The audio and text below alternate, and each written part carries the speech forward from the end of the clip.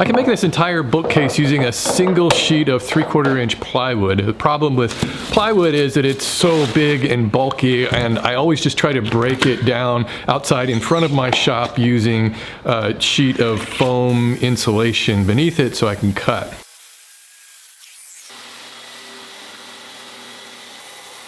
These are just rough freehand cuts so that I can have smaller pieces that I can handle on my table saw to get the exact sizes. One of the nice things about this project is that you cut all of the pieces down to their final sizes at the beginning.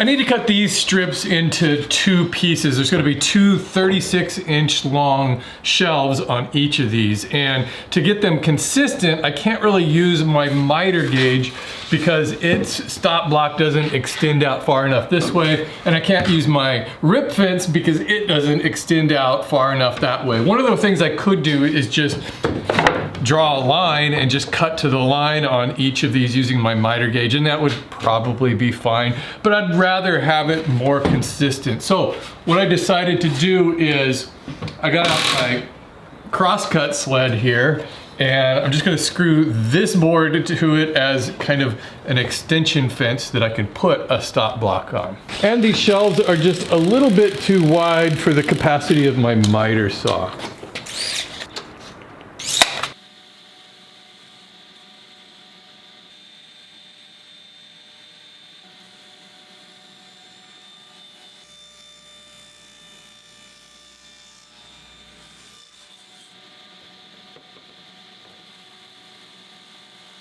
There's going to be 4 sections to this bookcase that are all joined together using dowel pins. In order to get those dowel pins to line up with the holes, I need to make a real simple jig using just these 2 pieces of plywood. And yes, these are part of that single sheet of plywood. So I need to drill 2 holes towards the edge of 2 sides of this piece. And what these are going to do is align with the edge of a piece of plywood like that. And so in order to get those centered, I can just use this scrap of plywood and then just look at the plies themselves to set up my fence. Now what I can do is move this stop block over to 2 inches. It doesn't have to be exact.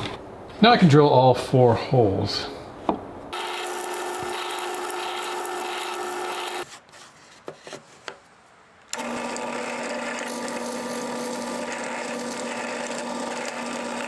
This is a brass tube I picked up at the hardware store. It's just a small piece. It was real inexpensive. I'm gonna cut out 4 pieces using my table saw. You can cut soft metals like aluminum or brass on a table saw just fine. Of course, you could also use a hacksaw to cut this. So what I'm doing here is making these metal sleeves to go inside of these holes on the jig. The idea here is that I'm gonna have to drill a lot of holes for these dowels, and they all need to line up perfectly for them to work. And if I start drilling a lot of holes with this drill, it's likely that movement of the drill might widen those holes a little bit, and it might get them a little bit out of square. So these little brass sleeves are designed to keep the drill bit from wandering. The other thing to keep in mind is that the holes that you drill in this have to be a little bit bigger than the inside diameter of the sleeve. The inside diameter of the sleeve is going to be the same as the dowel. I'll have the dimensions of the bits that I used in the plans. Honestly, it's very likely I'm overthinking this a little bit, and you could probably get away without putting these metal sleeves in.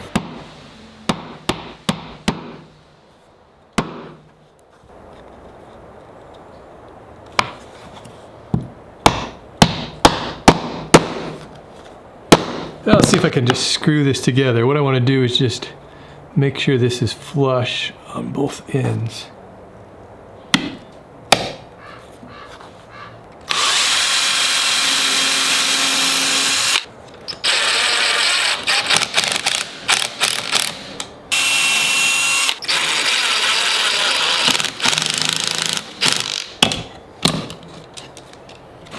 I want to talk for a minute about how to finish this project. There's a couple of routes you can take. The easiest way would be to just assemble it and then just paint the whole thing and you're done with it. But if you are not going to paint it, if you want to either stain it or just apply a clear finish, the problem with using plywood on furniture projects are these exposed edges. Sometimes people like that, they kind of like the look of that, but I would prefer to hide those. So what I'm going to use is this iron-on edge banding. It's real wood. It comes in different species. Obviously for this one, I've picked out like a pine. It's like a light colored that matches that. So when I apply this and trim it down, I'll be able to stain it and finish it just like I would anything else. And the reason why I bring that up now is because if you're going to use edge banding and apply a finish to this project, it's probably a good idea to apply that edge banding on these shelves now before you drill the holes for the dowel pins. And the reason why is just because that edge banding has some thickness to it, and so that you want that to be already on there when you use this jig, just to make sure that they line up. If you don't do that, if you drill the holes first and then, you know, at the end, once it's assembled, apply the edge banding, you could do that too, but the edges of these shelves will be proud of the sides, and I just want this to have a nice flush look. I hope that made sense. So to use this stuff, you just cut off a strip that's about the size you need it. I usually cut it a little bit longer just with a pair of scissors. Now, I've got this really ancient iron that I keep in my shop just for this purpose. And just start ironing this down. So the idea here is you want to kind of tack it in the middle, and then you can work your way out to the sides. And it's just like those old iron-on transfers for t-shirts.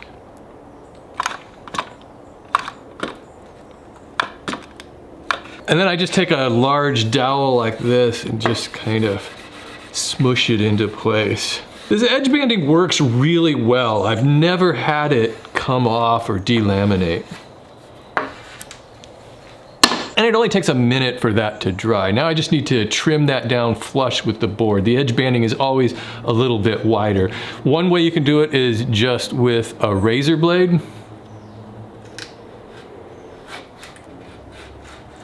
Or if you want to get really fancy, you can get one of these things. This is called a bandit edge trimmer. And so it's got the razor blades kind of built in back here.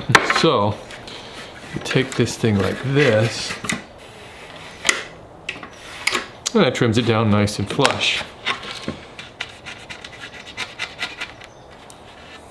And they just lightly sand it to make it perfectly flush. Use fine sandpaper and just be careful not to overdo it. It's really easy to sand through that very thin top veneer of the plywood.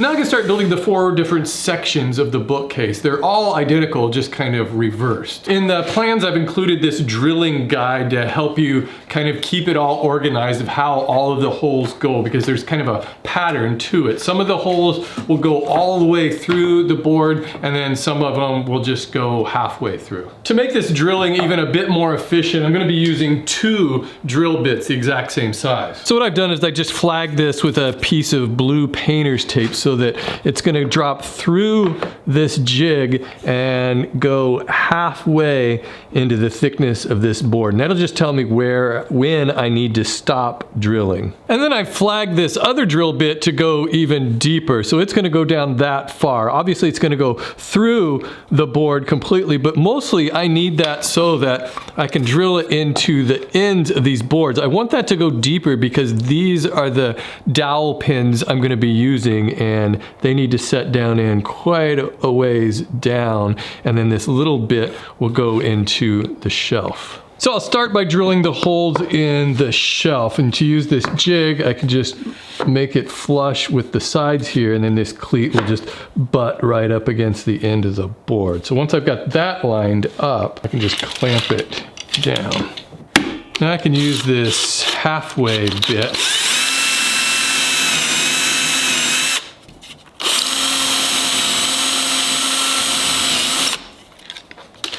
Now I can switch over to the other drill bit that's going to go all the way through.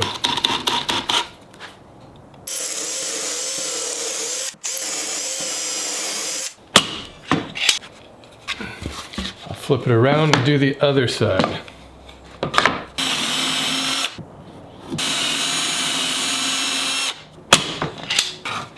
So the 4 holes on the ends go halfway through. These 2 holes go all the way through. Now I need to flip it over on this side and drill matching holes to these, but these are only going to go halfway through. I know none of that really makes sense while you're watching this, but if you're looking at the plans, it will all be clear why these holes are drilled this way.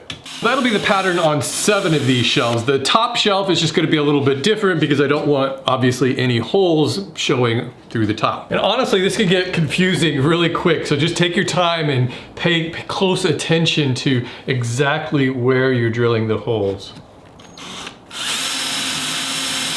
Now what I need to do is drill the holes in the ends of these upright pieces, and so for that I'm just going to clamp the cleat to the board, and I'll use the drill bit that I've got set to go deeper.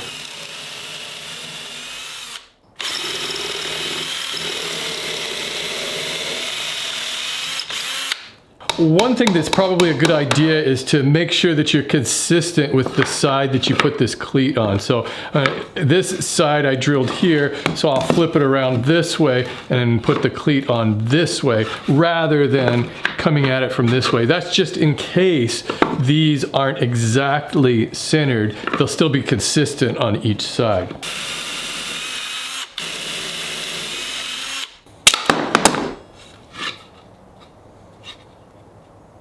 So after using this jig for a while, I do recommend putting in those brass sleeves. It really keeps these holes true and it keeps the drill bit running square.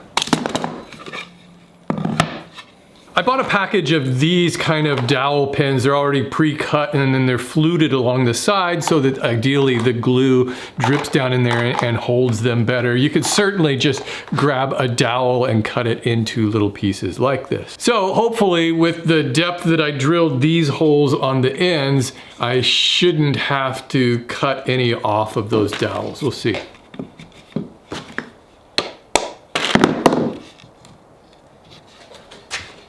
Well, I was wrong about that. It looks like this one's a little bit long. So I'll probably have to shave a little bit off there. You know what I'll do is I'll just sand that one pin down a little.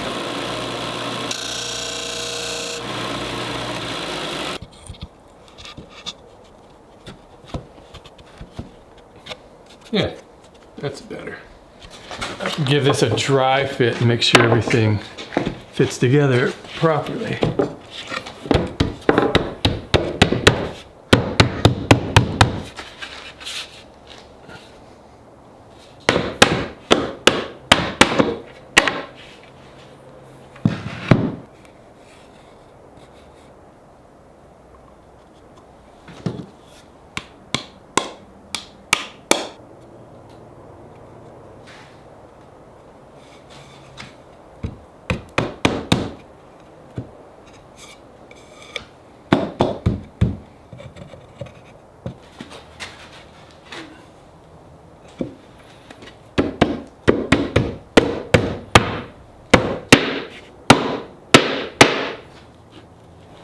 The sides here aren't quite flush with the ends, so I'm just drawing them together with this pipe clamp.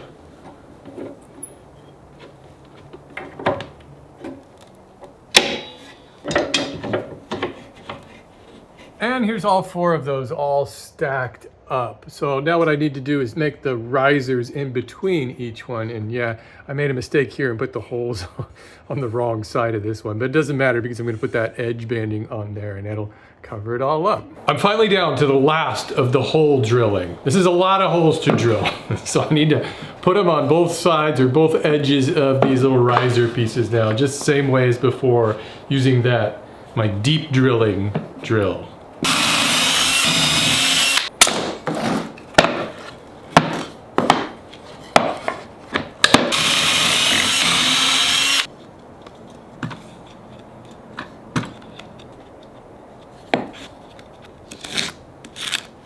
So this is the bottom component here, tipped upside down, and so I didn't drill holes on the underside of these ones. Could, it wouldn't really matter, they wouldn't show anyways, but I didn't.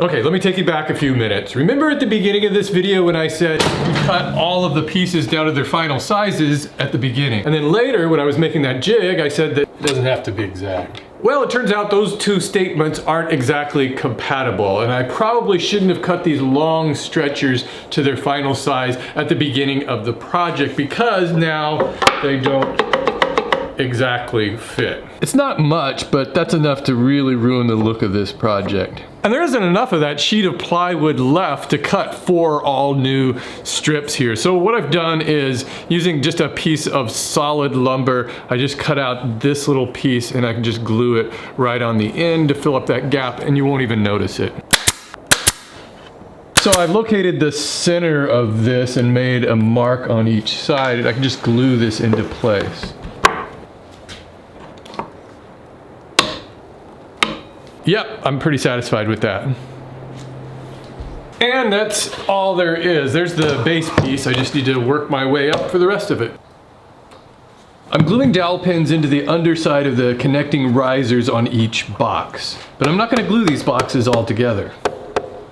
Now I can finally apply the rest of this edge banding along the face, and I decided I'm not going to do the backs of this bookshelf at all. It's going to be against the wall, it's not going to show, and this process is just way too time consuming to bother with that. Also, another tip I would recommend if you're using this edge banding is to go ahead and apply the edge banding before you assemble these boxes, because where these intersections meet is a little bit tricky to have to cut those out, you know, once this is all installed. It would just go a little bit quicker, I think. So I just plan on putting on some music and doing this for the next few hours. I'm finishing this project with a Danish oil finish, and what this is it's just a blend of oil and polyurethane, but I like it because it's really easy to apply. You just kind of flood the surface with it and then wipe it on with a rag. You could use a brush or whatever, and then let it sit for 15 minutes, wipe it off, put on another coat, wipe it off, and you're done. There's like hardly any way you can screw it up.